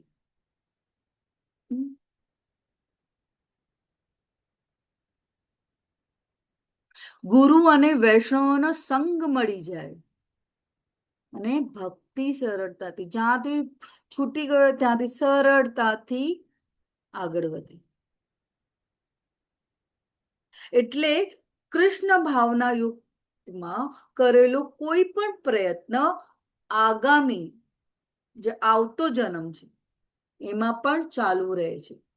પણ ભગવાન એ કહે છે કે આ જગતમાં આવો જન્મ પામવો એ અત્યંત દુર્લભ છે.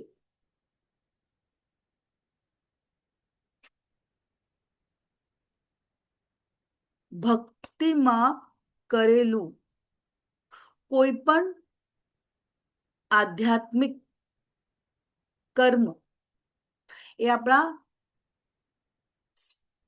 બેંક એકાઉન્ટમાં જમા થાય છે, પણ ભૌતિક જીવનમાં કરેલા બેંક બેલેન્સ જો તમે ઉપર કરવામાં પૂરી હાર્ડકોર મહેનત કરી હોય એ અહીંયા જ રહી જવાનું છે.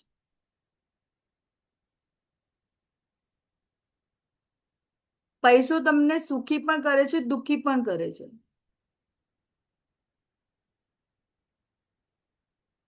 સુખી તમને એમ થતું હશે આ માતાજી શું કહી રહ્યા છે.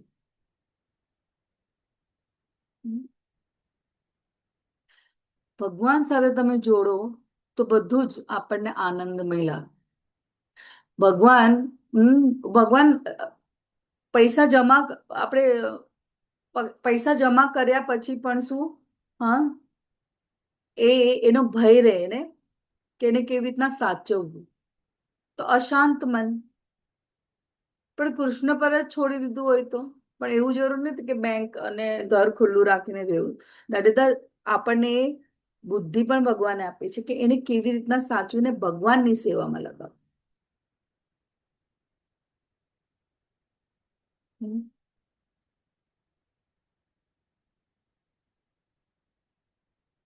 તો આ જગતમાં આવો જન્મ પામવો એ અત્યંત દુર્લભ છે. ભરત મહારાજ સાધનામાં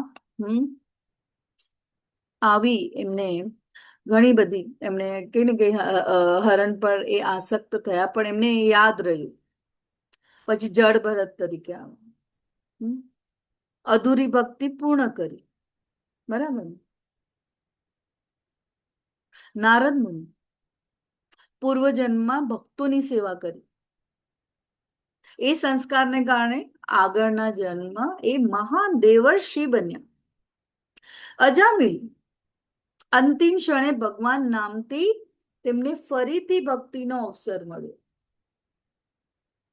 તો આપણને મળ્યો છે એ અવસર, એને આપણે છોડવો છે, છોડવો જોઈએ?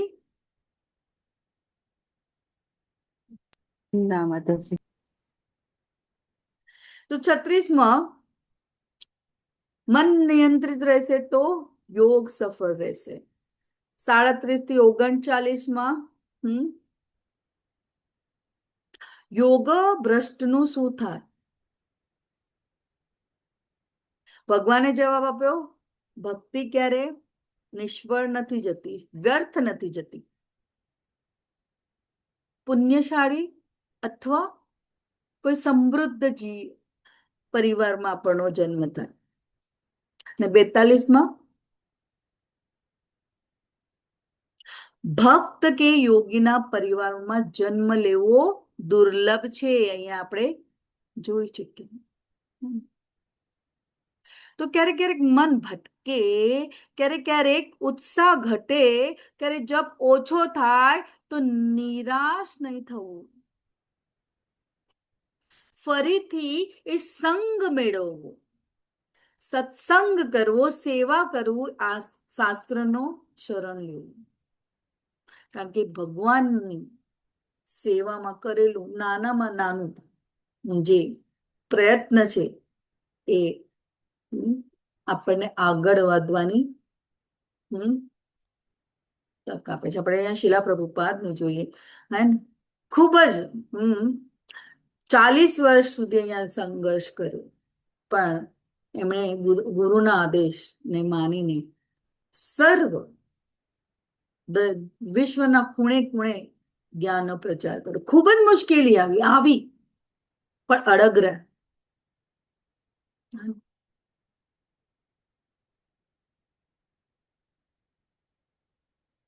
હે કુરુનંદન, આવો જન્મ પામીને તે પોતાના પૂર્વ દેહની દેવી ચેતના પુનઃ પ્રાપ્ત કરે છે અને પૂર્ણ સફળતા પ્રાપ્ત કરવાનો ઉદ્દેશથી તે વધારે ઉન્નતિ પામવાનો પ્રયાસ કરે છે.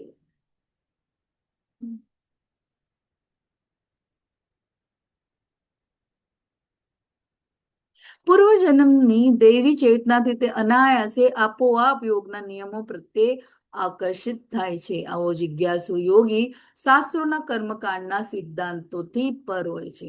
તમે જોઈ શકો છો અહીંયા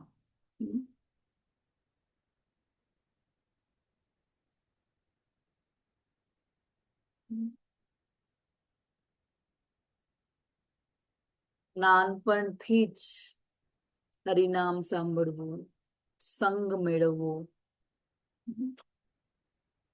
નારદ મુનિનો આપણે દ્રષ્ટાંત લીધો.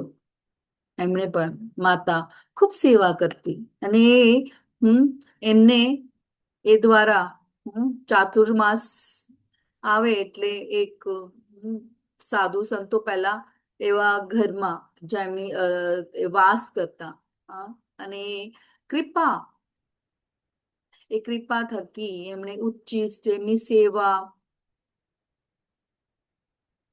અને એમણે હરિનામ.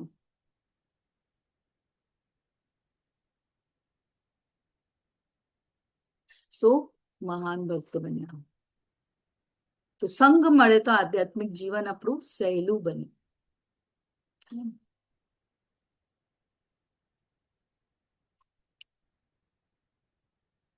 તો પૂર્વ જન્મની ભક્તિ જ આ બધા જે શીલા પ્રભુપાદ કહેતા કે આ બધા જીવ ભગવાનના ભક્ત આપોઆપ આપોઆપ એ જીવને કૃષ્ણ તરફ ખેંચી જાય.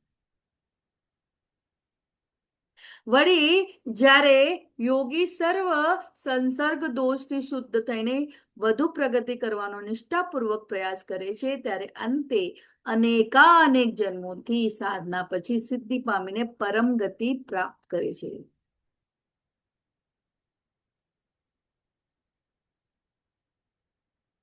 એ સતત પ્રયત્ન કરે છે, હરિનામ નથી જોતું, સેવા ચાલુ રાખે છે. આપણે જોયું ને, હિપ્પીઓને હેપી બનાયા.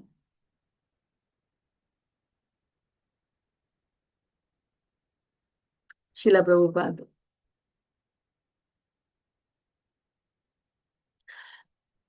અહીંયા સતત પ્રયત્ન કરતો યોગી એવા કેટલા સર્વ સંસોગ દોષી શુદ્ધ થઈને વધુ પ્રગતિ કરવાનો નિષ્ઠાપૂર્વક પ્રયાસ કરે છે. અનેક જન્મોથી સાધના પછી તે પરમ ગતિ પામે છે, એ પ્રાપ્ત કરે છે. તો આધ્યાત્મિક જીવન શું છે? 2 દિવસ જપમાળા કરવું એક લાંબી યાત્રા જેવી છે. ઉતાવળ નથી કરવી, સતત પ્રયત્ન કરવો છે. મહારાજ ભરત 3 જન્મ પછી પૂર્ણ સિદ્ધિ પ્રાપ્ત કરી શક્યા.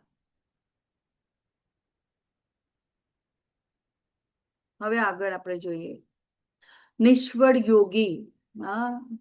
હવે અહીંયા જળ ભરત નું દ્રષ્ટાંત તમે જોઈ શકો છો. તો સારા પરિવારમાં પવિત્ર જન્મ પ્રારંભિક તબક્કાના જીવનમાં દૈવી ચેતનાનો પુનર્જીવિત કરે છે. સ્વાભાવિક રીતે જ યોગિક સિદ્ધાઓ તરફ આકર્ષિત થાય છે.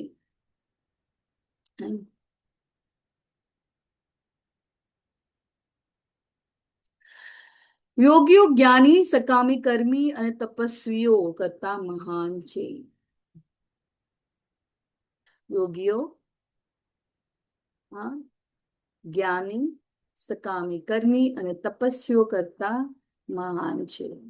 બધા યોગીઓમાંથી જેઓ સંપૂર્ણ શ્રદ્ધા સાથે હંમેશા કૃષ્ણ વિશે વિચારે છે અને તેમની ગુણાતીત પ્રેમાળ સેવા આપે છે તે બધામાં સર્વોચ્ચ છે.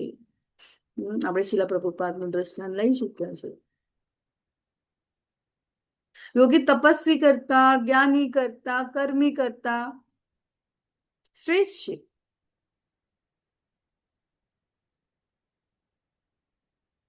જે ભગવાન સાથે જોડાય છે એને ભગવાન યોગી કહે છે, નહીં કે જે કર્મી ફળ માટે કર્મ કરે છે, નહીં કે જે તપસ્વી કઠોર તપ કરે છે, નહીં કે જે જ્ઞાની જે જ્ઞાન મેળવે છે. જે ભગવાન સાથે પોતાને જોડે છે, કૃષ્ણની સેવામાં જોડે છે, એને ભગવાન યોગી કહે છે. આગળ અહીંયા કહે છે યોગી પુરુષ તપસ્વી, જ્ઞાની તથા કર્મી કરતા શ્રેષ્ઠ હોય છે. માટે હે અર્જુન, સર્વ પરિસ્થિતિમાં તું યોગી થા. તું લડ. કોના માટે? મારી પ્રસન્નતા માટે.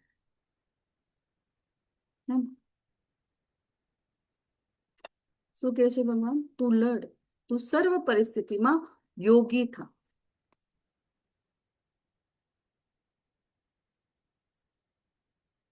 અન્ય તમામ યોગો કરતા ભક્તિ યોગમાં લક્ષ્ય માટેની પ્રગતિ, હે ને, આપણે જોયું ને, કર્મયોગ, જ્ઞાન યોગ, અષ્ટાંગ યોગ તો સર્વોપરી લિફ્ટ થી જવાનું છે ને, પગથિયાં ચડવું છે આપણને, સરળ અને સહજ, હે ને?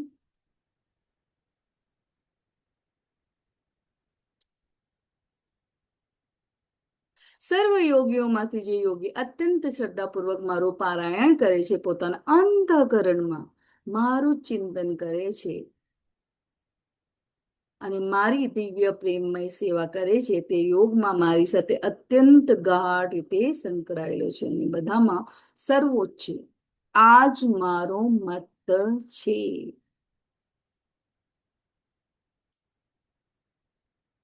અહીંયા ફરી ડિક્લેર થયો, ભગવાન કે મારો મત છે. ભગવાન પોતે પોતાના શ્રી મુખે કહી રહ્યા છે.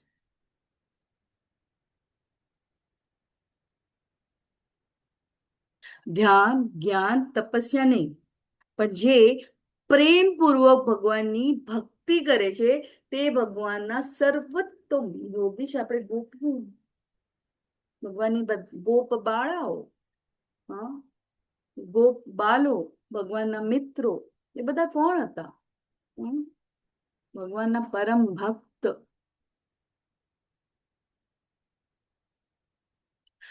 મદ તેનાંતરાત્મા યોગી નામ અપી સર્વેશા મત તેનારતાત્મા. મન હંમેશા કૃષ્ણમાં રહે. હરિનામ, ભગવાનની લીલા, ભગવાનની લીલા તો ભાગવતમ, ભગવાનનું સ્વરૂપ તો ભાગવતમ, અને ચેતન ચરિતામૃત તો ભગવાનની ભક્તિની સેવા, પીએચડી ઘરમાં હોવું જરૂરી છે.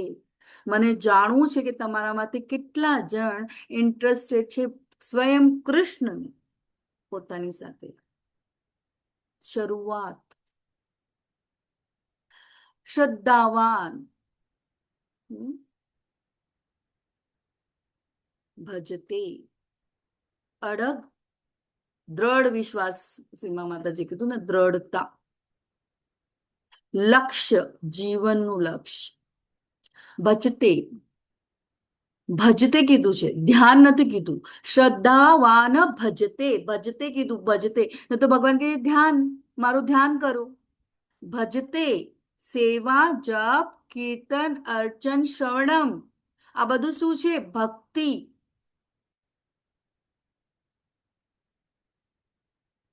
યુક્તમ, સૌથી શ્રેષ્ઠ યોગી, યુક્ત મતો, મો મતો. તો આપણે શું કરવાનું છે? વૃક્ષના મૂળને પાણી, તો આપોઆપ આખું વૃક્ષ પોસાય છે ને. તો કૃષ્ણની ભક્તિ જ કરવાથી આપણને આપોઆપ બધું જ, બધી દેવી દેવતા, આપણે જોયું હતું ને કે કોઓપરેશન, આ શાના માટે ભગવાને કીધું છું? આ બધું શા માટે છે? કોઓપરેશન, દેવી દેવતા, આ બધી પ્રકૃતિ શા માટે છે? કોઓપરેશન, બરાબર. તો આપોઆપ આ બધા યોગો પૂર્ણ થાય છે. તો સીધું લિફ્ટ આપણને ભગવાન પાસે પહોંચાડતું હોય તો પગથિયાં કેમ ચડવા? જ્ઞાન યોગ, ધ્યાન યોગ, અષ્ટાંગ યોગ, સીધું સરળ.